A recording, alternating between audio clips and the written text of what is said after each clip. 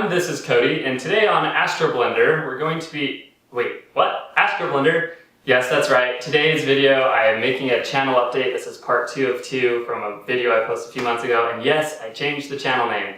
It was time. My wife, a couple months ago, actually started this process. I wasn't really even thinking about it, so I have to credit her a lot. She's like, you know, sliming it doesn't really relate to your channel at all. Frankly, it's kind of weird. So, you know, we started exploring some names, and it wasn't like she was trying to be offensive or hypercritical or anything like that, but it is true. It didn't really relate to what I do. And so the history of that name kind of was when I got onto YouTube, you know, it's kind of traditional to use your nickname as like your username and that sort of thing. So that's what I did, and I just kind of went along with it. It became clear that, you know, now that I have 10,000 subscribers, which awesome, thank you so much, that a name change was appropriate and it would help, you know, bring people in and see the content and learn from it. And that's actually been the ultimate goal. When I first started a YouTube channel, it was never to get as many subscribers as I possibly could or views or any of that. It was strictly to help people. As I went along through this journey, if I could share, you know, education type videos that would help people or reviews that would help people get into astronomy and stay in astronomy, that was the ultimate goal. And so to see that this channel has risen to 10,000 subscribers is actually pretty amazing when, you know, I haven't been strictly driving for subscribers saying, you know, hey, subscribe to this channel all the time. So it's been awesome to see that, you know, the content has been usable for people. So I'm going to keep doing that. So yeah, AstroBlender, how did it come about? Well, so after we talked about changing the name, we discussed for a while what it could be, and we came on some blanks. Like, we were not finding anything. And so one day I was actually just using the blender, and it just snapped. It just came to me. And it seems like that kind of happens for a lot of people. When you need something, randomly it just kind of pops into your head when you're doing something. I was like, AstroBlender, that's perfect. I do, you know, instructional videos, I have equipment reviews, I do astrophotography, I do science education videos as well. And I was like, it's just a nice blend and it works. And so I talked to her and she's like, bing, perfect. She really liked it. And I was kind of hesitant switching, you know, I was like, oh, I've been this way for so long. She's like, no, AstroBlender sounds really good. I think it sounds really good. So I was like, you know, yeah, I think it does. So we went with it. So I'm really glad that that idea popped in my head. I've changed my Instagram handle to @AstroBlender. YouTube obviously has been changed over, so that's it, basically. It's AstroBlender from here on out, which I also think is really nice too, because it allows me to brand the channel a little bit more. So as I keep doing these videos, I think it'll be a lot easier for people to relate to the channel and say, oh, this is an astronomy-based channel, rather when before it was kind of, you know, what is this channel about? So again, thank you for 10,000 subscribers though. It's been absolutely awesome. I can tell you I'm planning to continue to do more videos and bring out more, especially as my equipment grows and the channel and community grows. And I've really strived to put out professional videos and make them helpful for people. And that's really the ultimate goal for me. Subscribers is awesome, views are awesome, but I just want to help people. So that's kind of the goal of the channel. Now that brings up topic number 2, which is kind of a second major announcement. Financially, this channel has been impacted significantly as of late. So my son was just diagnosed with autism, and initially, you know, we kind of suspected it a little bit, and so that's why we started having meetings with counselors and that sort of thing. And ultimately, he was diagnosed. I feel like it's pretty mild, so that's fortunate. But that being said, his therapy is actually going to be quite expensive. And I don't say that at all to, you know, make you try and have pity or anything like that. I'm just saying that gear reviews and that sort of thing, they're still going to occur. It's just I won't be able to acquire equipment as fast as I used to. So we absolutely love our little boy. He is the best. This doesn't change our thoughts about him or anything whatsoever. In fact, it makes us love him more. He is kind of the world to us.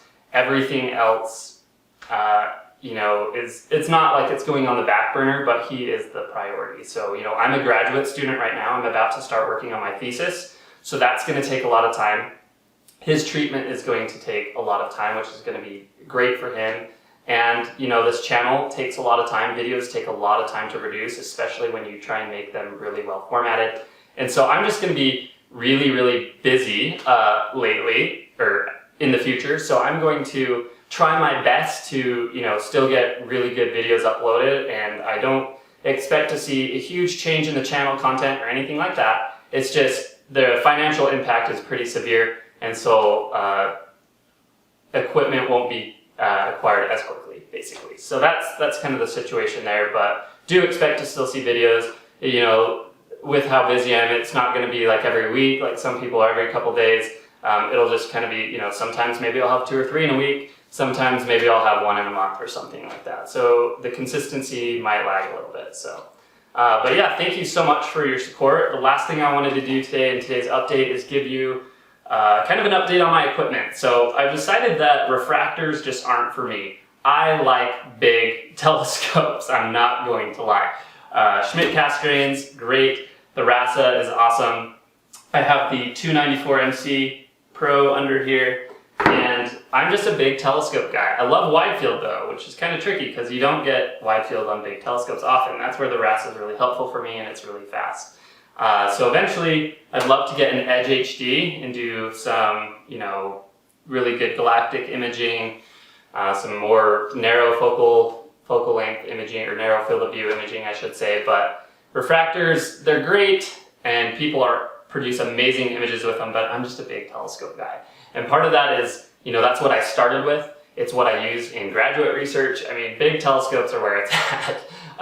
That being said, I would like to get a Red Cat 51 or a Space Cat 51 or a Oceanside Night Cat 51 or whatever it's called eventually to do some really wide field. But in my opinion, I know it's called a telescope, but to me that's almost a camera lens. I'd love to do some birding with that telescope / lens, the Red Cat 51, do some birding with it and do some really wide field imaging. So that's kind of where I've gone is the RASA. I still have my Comet Hunter, love the Comet Hunter, so I'm going to be doing some mid-focal length imaging with that, but I actually sold my Explore Scientific carbon fiber 80mm to get a CMOS, so that's kind of the plan there.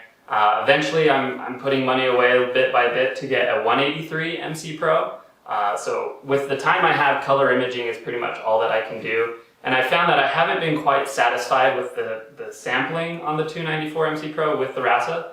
The 294 MC Pro works really well on the Comet Hunter. The sampling's just about perfect. And that's the case with the 183 MC Pro on the RASA. So eventually I'll get a 183 MC Pro on here. I think it's pretty much the only thing in my budget that I can afford right now, CCD or CMOS wise. I'm going to be starting to acquire some filters and doing some more, nebula imaging and pulling out that hydrogen alpha, hydrogen beta, the O3, those sorts of things. And then, when I feel like it, I'll pull out the 8-inch Schmidt Cassegrain and maybe do some long focal length imaging. So right now, I can say this, I feel really blessed to have what I have.